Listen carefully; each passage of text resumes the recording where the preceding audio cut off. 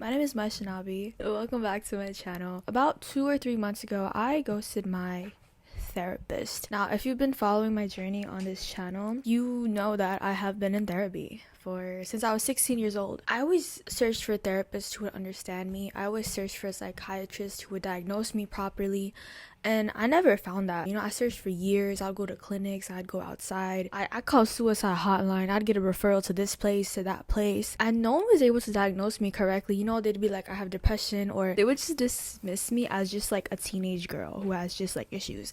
Because a lot of teenage girls, they have like body image issues, they get anxious and depressed. Like, no one really took me seriously in the mental health care system. About 10 months ago, I found a clinic who did take me seriously. They diagnosed me with OCD and generalized anxiety. I was working with a therapist right away, and she was teaching me about OCD. Okay, she wasn't teaching me about myself, but she was like giving me skills like, how to deal with anxiety, like how to break the OCD cycle, which if you're not familiar with the OCD cycle, it's basically like you gotta sit through your fears, you gotta sit through your anxiety. And if you have experienced OCD, you know how painful it is. Like, it can make you want to throw up, want to cry, want to like bang your head against the wall.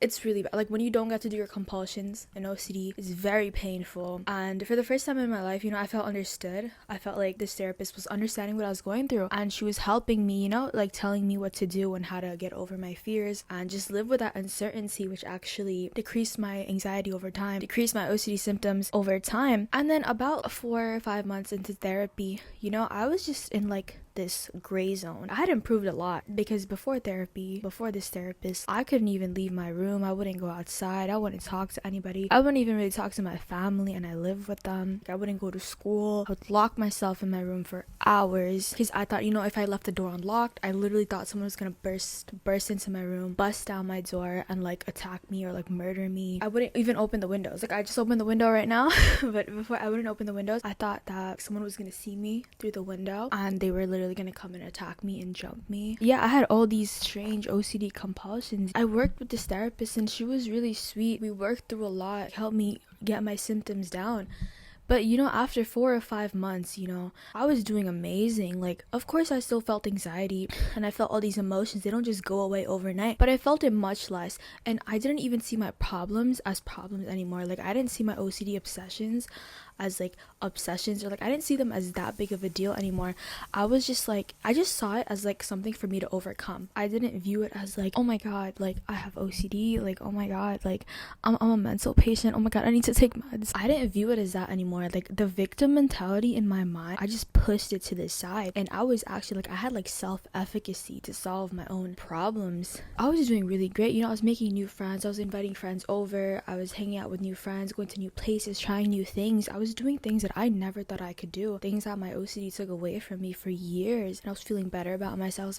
I was feeling confident about myself. Yet every week when I went back to therapy, my therapist would ask me, what's bothering you today? What's your problems today? What do you want to talk about today? What's your issue? What should we work on today? She was trying to get me to talk about my problems that I didn't even think of problems anymore.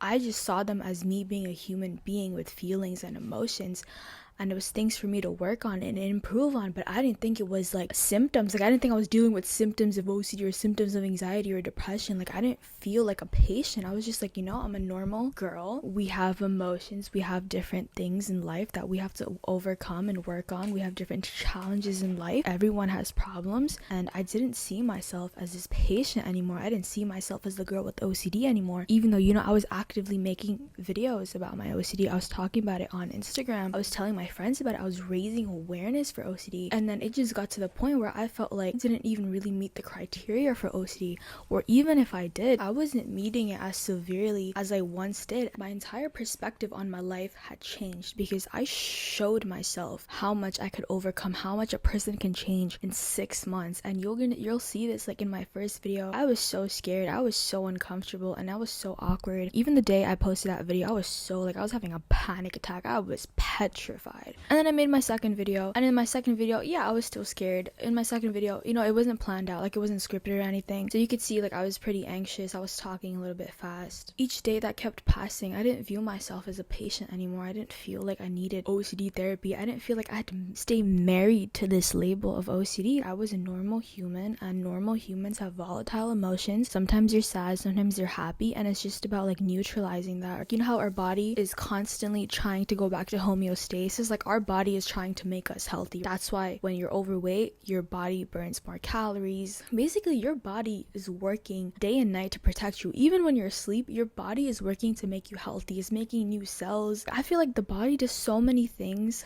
and modern medicine and modern psychotherapy kind of discounts how much we're actually capable of doing ourselves. And that's why starting like my OCD healing journey, which I don't even want to call it that because it's just my life. I'm not like on a healing journey. I'm not sick. Like, I don't feel like sick, at least not anymore. Even if that was my identity like 6 months ago, a year ago, I don't feel sick. Like, I feel like a normal girl. And you know, this therapist and these doctors and these psychiatrists are telling me that I'm sick. They're enforcing that belief back into my head every time I'm going to therapy, and it just didn't feel right. Like, the doctor was looking at me like I was like this puzzle, right? Like, I was like a case study, and she was trying to solve me or figure me out, and she was giving me answers to my problems, answers that she found in a textbook, not answers that she found after getting to know me holistically.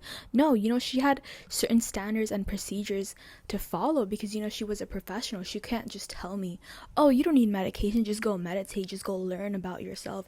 She can't tell me those things legally. There's so many rules and formalities they have to follow, so they're not liable if, like, you know, I do something insane, like if I harm somebody or harm myself. I'm a human being. I'm not a textbook OCD. I'm not a textbook generalized anxiety. I'm not a textbook depression. And for someone to treat me like a professional, to treat me like I'm this case study, like I'm this thing for them to figure out, it just didn't sit right with me. It felt so mechanical. It felt so soulless, the therapy. I took like space off. You know, I would have sessions every week to every other week, and then I would take a gap for like a month, and I'd come back even though I didn't want to, but I felt like I had to, right? Because I was like, oh, what if I go off the rails? What if I mess up again? What if my OCD gets worse? What if my anxiety gets worse? What if I lock myself in my room again? Therapist, she taught me a lot of things, right, about OCD, and I'm really grateful for that. Like, I'm really grateful that I got diagnosed, because that was the way I found out. That's the way I was able to start my healing journey. You know, this brings up another point. I watched this video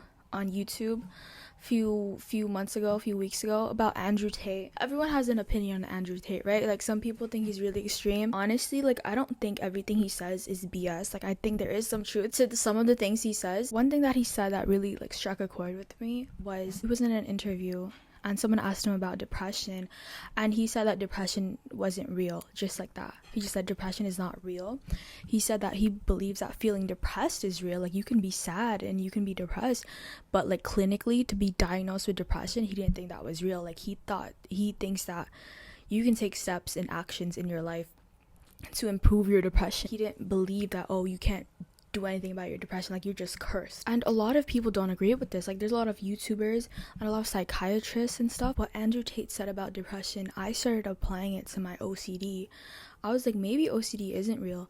Maybe, okay, like, I do have these certain symptoms, like, okay, I have obsessions and compulsions, like, these are just labels, and I do things repetitively, but I can stop myself. Like, calling something a compulsion is telling my brain that I don't have any control. Like, what is a compulsion? Like, outside of OCD, what does the word compulsion mean? It's something that you have to do, right? It's compulsory. It must be done. But if I keep telling myself that I have these compulsions, anytime I do like a compulsion, I'm gonna be like, oh no, I don't have any control. I'm sorry, I have OCD. And you know, my OCD made me say some really weird things. Like, I used to say like mildly like racist things out loud because it would just repeat over and over again in my head, and I didn't know which thoughts were mine and which thoughts weren't. And I know, like, this is like uncharted territory. Like, this is something maybe not everyone feels comfortable with me talking about, but that's why it's so important to talk about these things and to talk about these things unfiltered. Because for my entire life, you know, I thought I was this evil person because I was having these racist thoughts. I was having these really messed up thoughts about other people. Terrible thoughts. Those were my intrusive obsessions. And when I said them out loud, or I did something compulsive, or I did a compulsion, and now I'm labeling it as a compulsion, I'm telling my brain that I do not have control and that I will say unhinged things. And if anyone calls me out on my unhinged behavior, I'm a victim, I'm sick, I have OCD, look at my diagnosis, look at my prescriptions, look at my meds, talk to my psychiatrist, I'm not responsible, I just have a disability. And that actually made me feel so much worse. Like it did not feel good to talk about myself in that way. After like I stopped going to therapy, you know, I just started taking responsibility for everything. I started taking responsibility for all my shortcomings. Obviously, I still have a long way to go, right? I'm not perfect by any means. It serves me more to believe that OCD is not real. It serves me more to know that I'm not sick and I don't need a therapist than to have someone like instill this victim mentality inside my brain. People think going to therapy is going to solve all your problems, but the truth is we're always going to have problems. I just felt like these problems are what made me human, and this therapist and the psychiatrist, they were trying to give me drugs to numb me out so I don't have any more problems. But if you don't have problems, you're you're as good as dead. In the 6, 7, 10 months I've been diagnosed with OCD, I've changed a lot. I just stopped identifying with my OCD, and once I started doing that, therapy was basically useless. Like I just felt like we were just repeating the same things over and over again. The thing with anxiety, you know, I felt really bad anxiety my entire life. I don't even like calling it anxiety anymore, but I have felt that discomfort for a really long time.